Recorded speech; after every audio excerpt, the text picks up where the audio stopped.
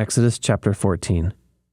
Then the Lord said to Moses, "Tell the Israelites to turn back and encamp near Pi-hahiroth, between Migdol and the sea. They are to encamp by the sea, directly opposite Baal-zephon. Pharaoh will think the Israelites are wandering around the land in confusion, hemmed in by the desert. And I will harden Pharaoh's heart, and he will pursue them. But I will gain glory for myself through Pharaoh and all his army, and the Egyptians will know that I am the Lord." So the Israelites did this.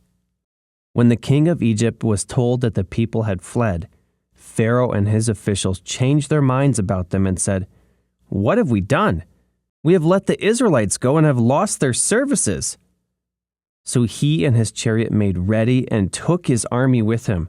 He took 600 of the best chariots, along with the other chariots of Egypt, with officers over all of them. The Lord hardened the heart of Pharaoh, king of Egypt, so that he pursued the Israelites, who were marching out boldly.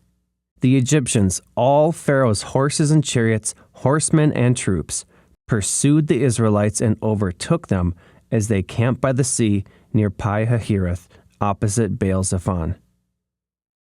As Pharaoh approached, the Israelites looked up, and there were the Egyptians marching after them. They were terrified and cried out to the Lord.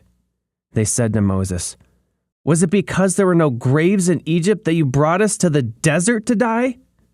What have you done to us by bringing us out of Egypt?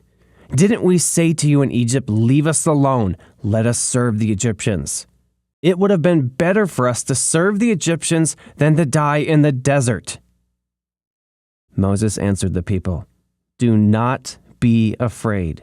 Stand firm, and you will see the deliverance the Lord will bring you today. The Egyptians you see today, you will never see again. The Lord will fight for you. You need only to be still." Then the Lord said to Moses, "Why are you crying out to me? Tell the Israelites to move on. Raise your staff and stretch out your hand over the sea, to divide the water so that the Israelites can go through the sea on dry ground. I will harden the hearts of the Egyptians, so that they will go in after them, and I will gain glory through Pharaoh and all his army, through his chariots and his horsemen. The Egyptians will know that I am the Lord when I gain glory through Pharaoh, his chariots, and his horsemen." Then the angel of God, who had been traveling in front of Israel's army, withdrew and went behind them. The pillar of cloud also moved in front and stood behind them, coming between the armies of Egypt and Israel. Throughout the night, the cloud brought darkness to one side and light to the other side, so neither went near the other all night long. Then Moses stretched out his hand over the sea, and all that night the Lord drove the sea back with a strong east wind and turned it into dry land. The waters were divided, and the Israelites went through the sea on dry ground, with a wall of water on their right and on their left. The Egyptians pursued them, and all Pharaoh's horses and chariots and horsemen followed them into the sea. During the last watch of the night, the Lord looked down from the pillar of fire and cloud at the Egyptian army and threw it into confusion. He jammed the wheels of their chariots so that they had difficulty driving, and the Egyptians said, "Let's get away from the Israelites. The Lord is fighting for them against Egypt." Then the Lord said to Moses, "Stretch out your hand over the sea, so that the waters may flow back over the Egyptians and their chariots and the horsemen."